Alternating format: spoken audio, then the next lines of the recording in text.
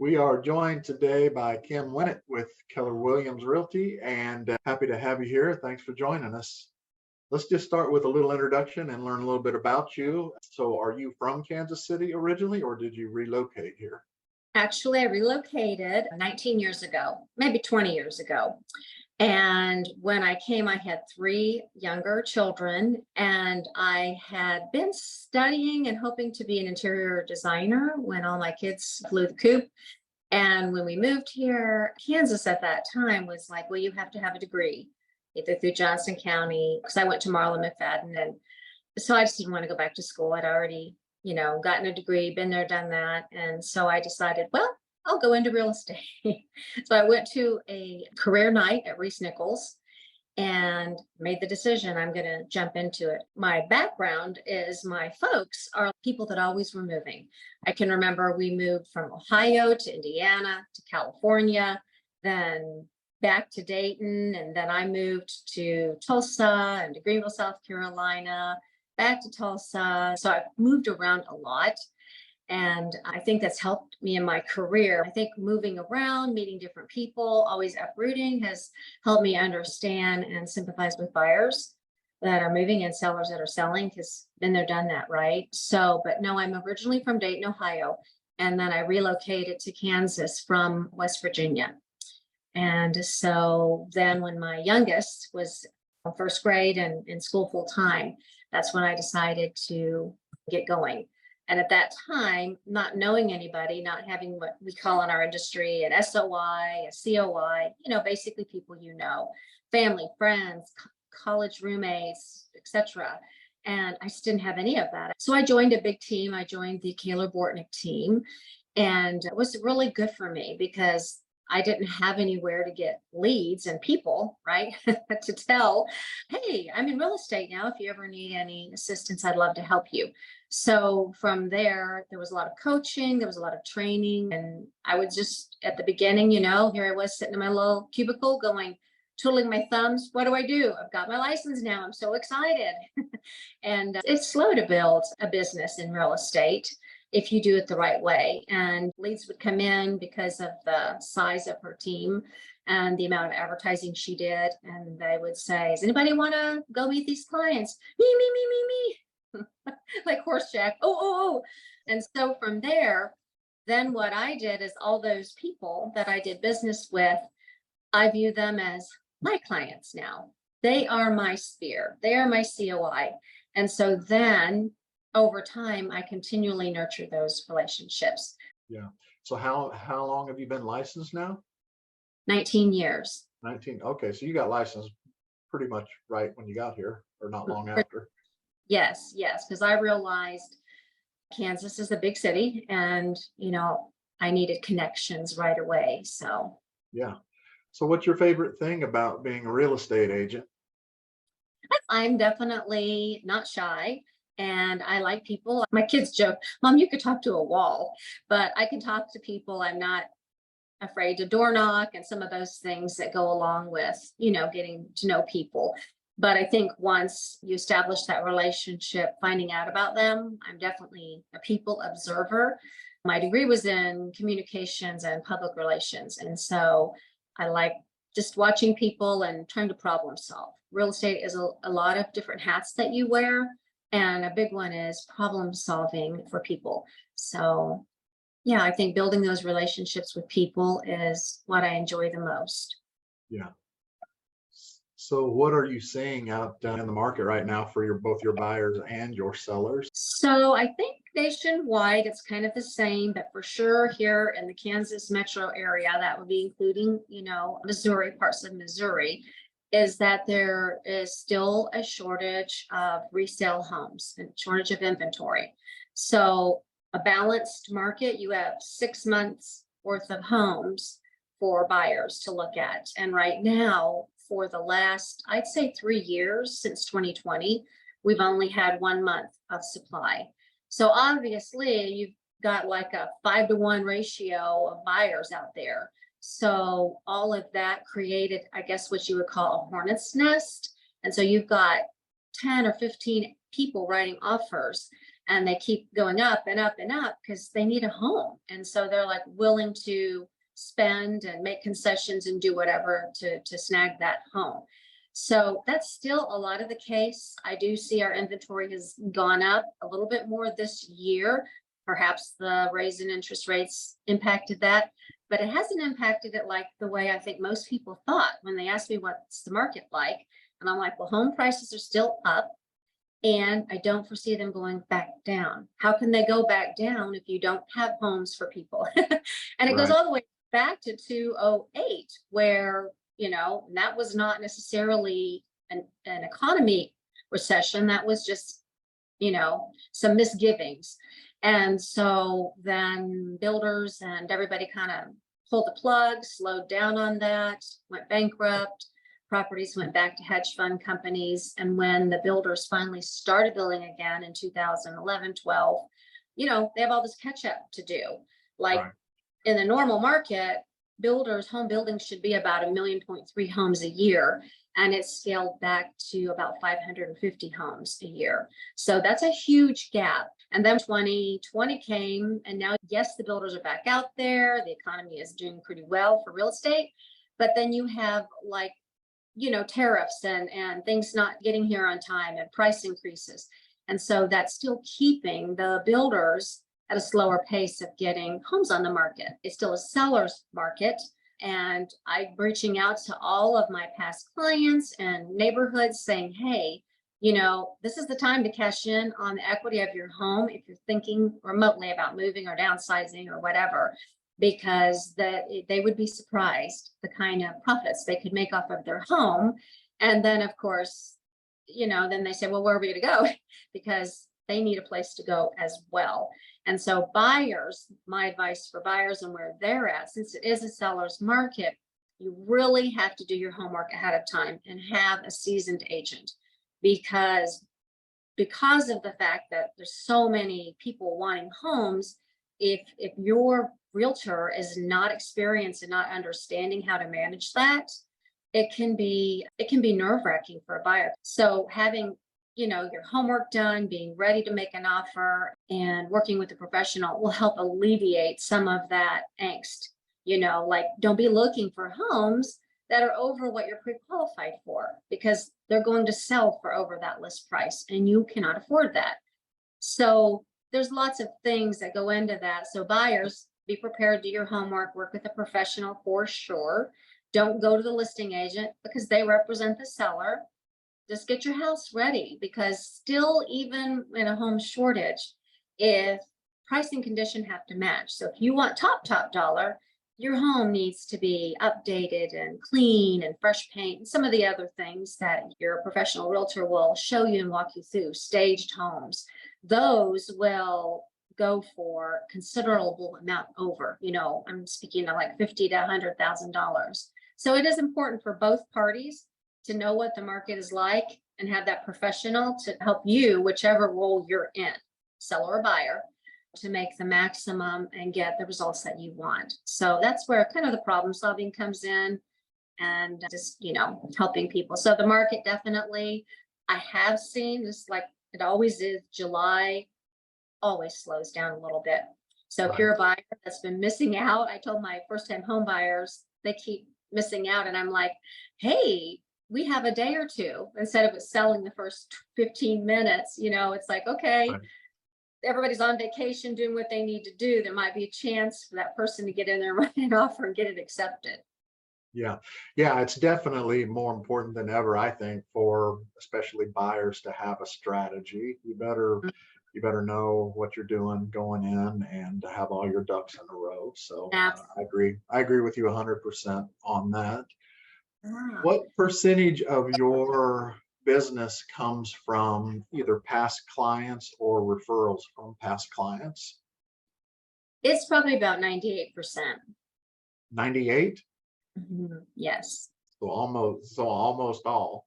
almost all. Yeah, for the That's last 3 years, I think. yeah. Because, now all my past clients are either downsizing or they're sending their children, their grown children who want to buy a home my way. And I really like and embrace helping first time home buyers.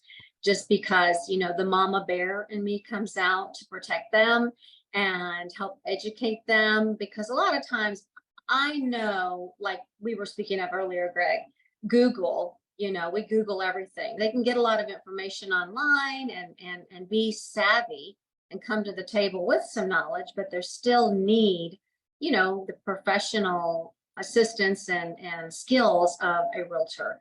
So my mama bear comes out and I really want to help them be successful and find a home. Their first home is super important. So Yeah, for sure.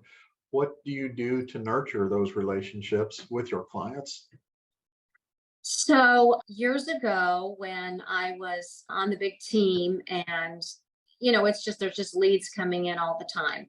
I read a book by Brian Buffini, and it was called the Buffini System or something, referral based business. And as I read it, I'm like, that sounds like me, because there's two ways to do business in real estate. You can be transactional, meaning you're out there on Zillow, you're out there on all these sites that you pay for as an agent, and leads come to you and you transact them, get them what they need, and then bye bye. So for me, though, because I told you my thing that I like is building relationships and people. And as I read the book, I'm like, that sounds like me. That's how I want to do my business.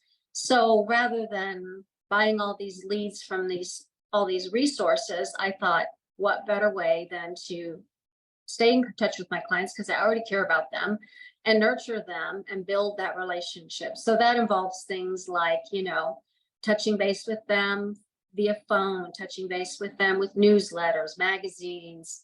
A lot of people call me the pop by queen. So, and a pop by is where you take a small gift or large gift or, something, and you just basically stop by your client's house and say, I was thinking about you, wanted to drop off this little token of appreciation for your past business and the referrals that you give me.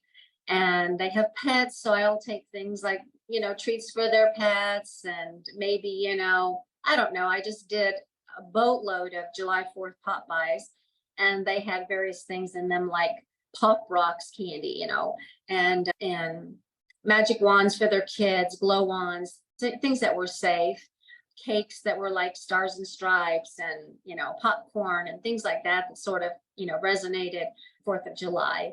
And so just saying hi, and it takes a lot of time. It's a quite a task putting things together, and then you have a cute little tag saying, oh, your referrals are the fireworks in my life, stuff like that. And it's fun. It can be corny, but somehow I seem to embrace corny, so I don't mind. And just to say hi and see them and stay top of mind, like, hey, I didn't forget about you. Because according to the National Association of Realtors, when most buyers and sellers are asked, how was your real estate transaction? And they're like, great. And they're like, did you enjoy the communication relationship with your agent? Absolutely.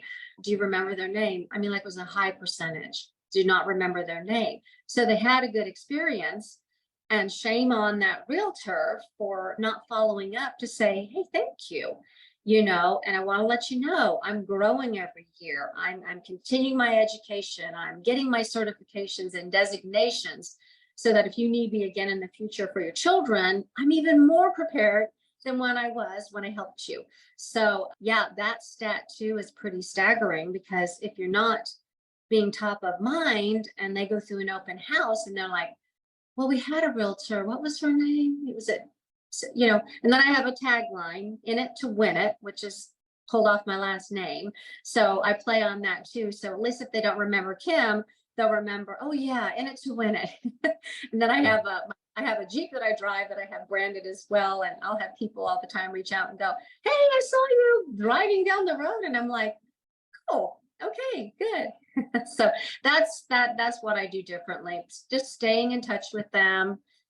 Asking them to go out to lunch, just reaching out to them, flyers, things of that nature.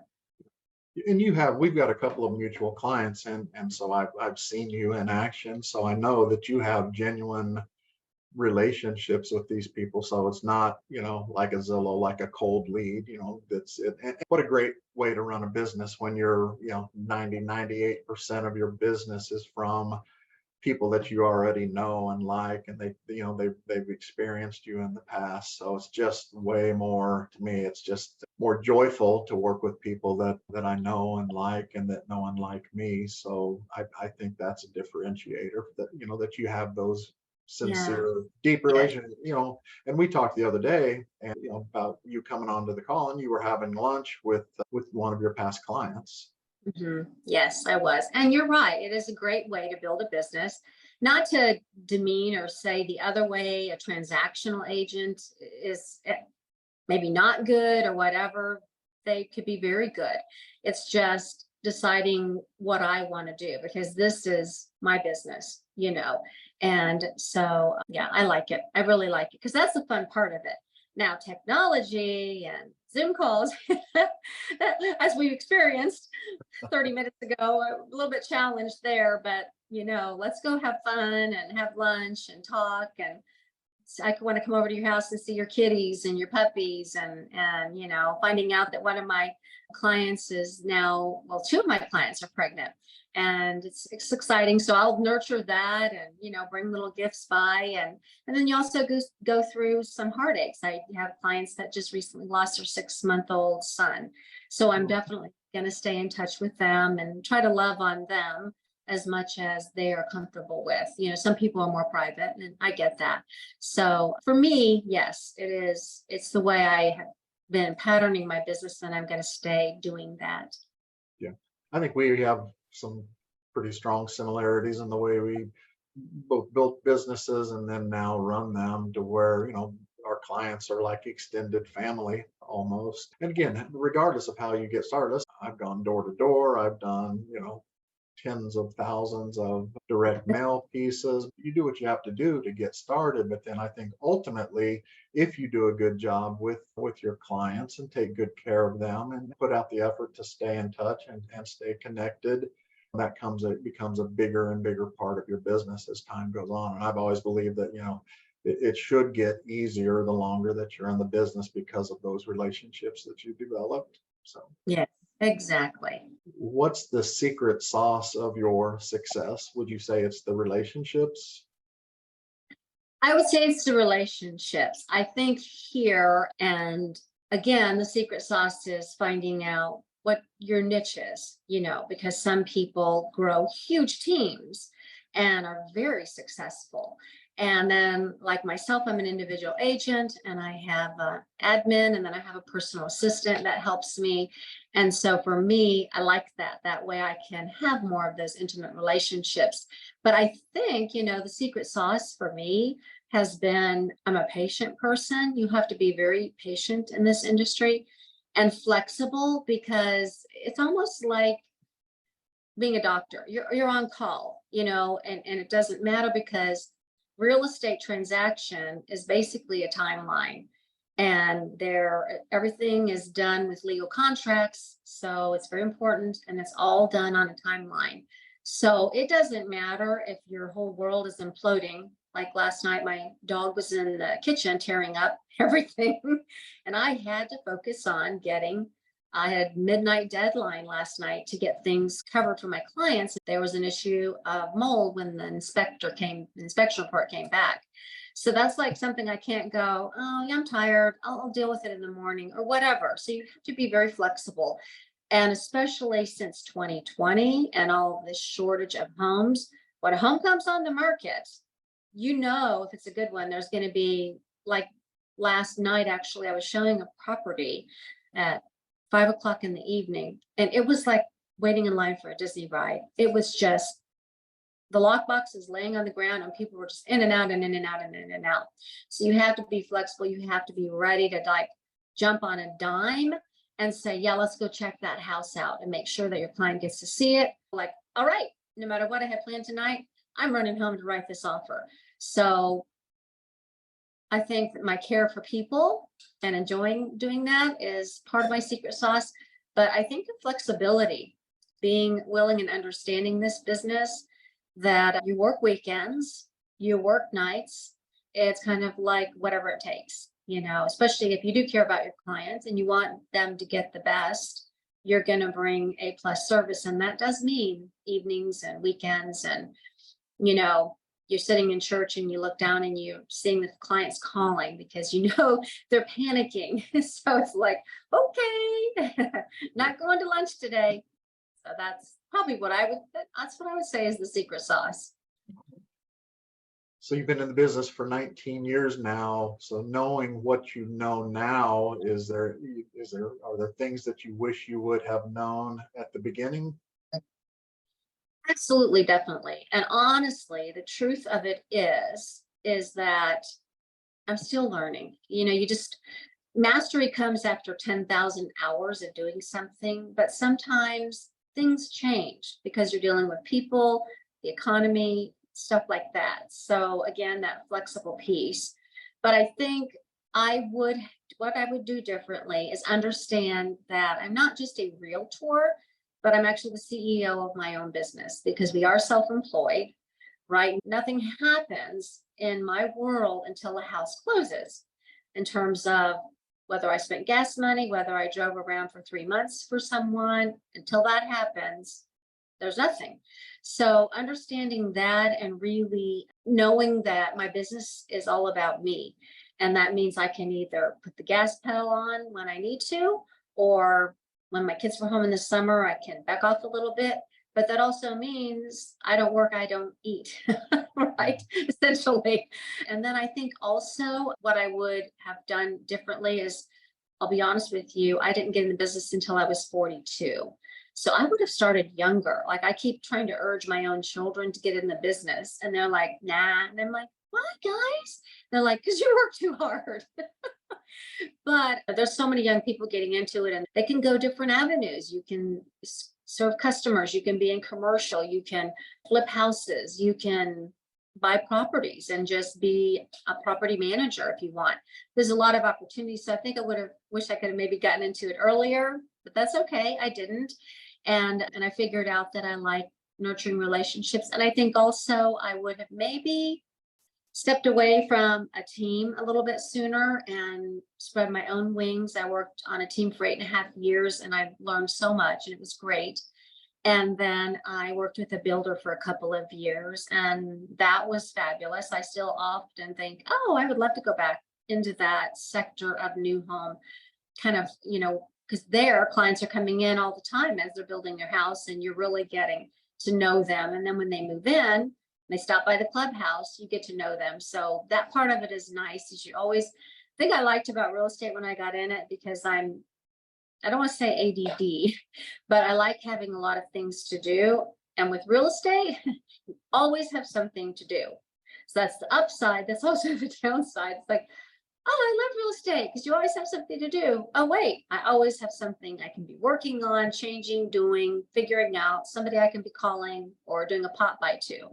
So I think just mastering in my head that I'm a CEO of my own business and then probably bringing a partner along with me right away, someone to kind of have your back when, let's say, you do have to be at a parent function for your child, they're doing a parent teacher conference and the buyer wants to see a house. So having somebody there kind of go alongside, it's better for two to be together. So that's probably what I would have wanted to know and changed for myself at the beginning. Yeah, there's definitely a lot of variety. I'm sure there's no 2 days that are exactly the same. No, there's not. Even when you think there is, something always crops up, be it good or bad. And then you have a problem to solve. And then you get to make decisions. And I think the other thing I like about it now, after having been in it so long, is sometimes writing a contract, doing some of the things I do that at the beginning were like taking me hours upon end, is like I can do it with my eyes closed almost. And so that comfortability, and especially knowing the Kansas metro market like I do, and my buyers send me, hey, we like this house. I already know that subdivision and I know whether it's a good fit for them or not. I don't have to pine over it and be like nervous. I don't have knowledge about it. And so, I have a lot of comfortability. And I think kind of backtracking to your last question, another thing I would have done sooner is recognize what I'm good at and what I'm not good at. So there were times at the beginning trying to save a little penny here and there I'm sitting on my computer for hours trying to figure out how to design a flyer. Okay, that's not my wheelhouse. I like talking to people. I like being with people. And I think I spent time is money and money is time. I spent far too many hours of my career on things I was not good at. And so leveraging, which is a big piece of what Keller Williams teaches us, that, leverage yourself. It's almost like duplicating yourself. Maybe if you're not even growing a big team, just stop doing things you're not good at, because all it led to was frustration. And then I would feel drained emotionally. So when I saw the client, maybe I wasn't at the top of my game. So yeah, leveraging is something I would have done much sooner as well. So what keeps you in the business after 19 years? That's a good question. I kind of pondered that one and I thought about it. I think the relationships, and that I do know now what I'm good at, and that's what I focus on. And then I leverage out the stuff that it does not bring me joy. And I try to get in front of my clients, and that's fun for me. And also realizing that activities that I do, those are being in clubs or things, those are people that I like, because really people do business with people they know, like, and trust. So building long-term relationships, that's a part of the trust, right? So, okay, we're in this club together, kind of like you, talk about your business a little bit. I see that you're a trustworthy person. And then, doors open up that way as well. So the people part of it. I know you work hard, but I also know you're able to squeeze a little bit of fun in there as well. So what do you like to do when you're not working? Well, I know this is part of the curse of being a real estate agent. I actually like to look at houses. So when, I have a chance and I drive around and look for new neighborhoods that are going up and kind of check that out and look at houses. And then I have found my newest love that I discovered in 2021 is pickleball. So that's sort of my new obsession. And then just being outdoors when the weather is permissible. I love to ride a bike, walk, hike, and spend time with my new puppy.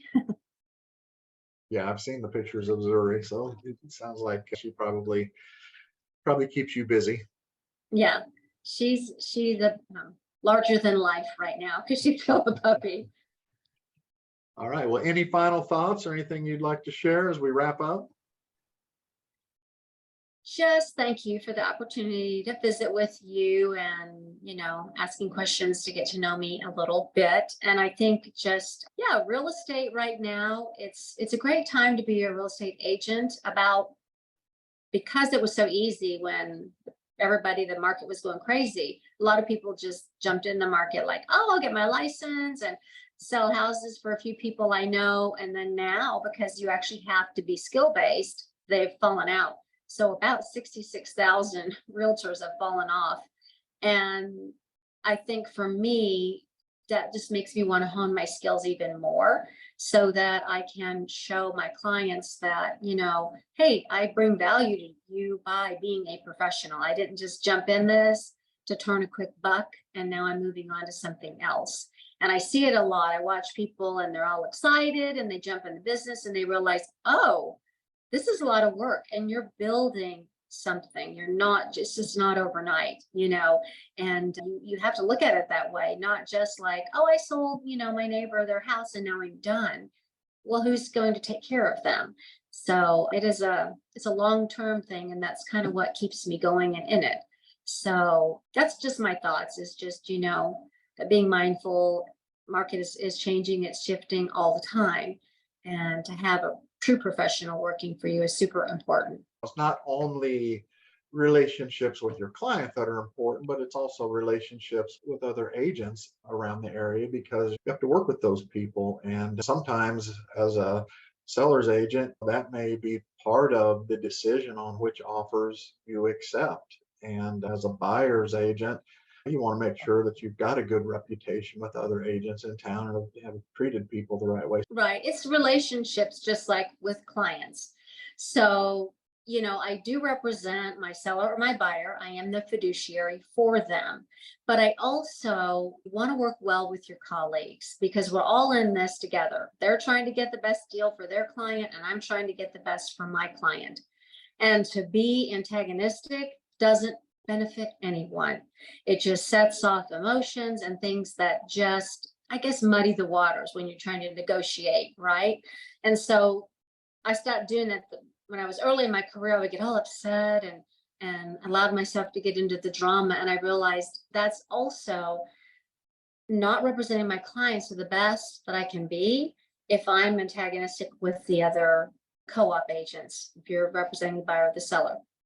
So I've made a diligent effort to be kind, send gift cards, kind of like, the pop buys, speak well of them, and just know that, hey, we're all out there doing the same thing. This industry is not for the faint of heart. I love it, but it's very hard sometimes. Even if I'm working with somebody that's difficult, I know to just take the high road is always better for everybody, their clients, my clients, and that's the end goal.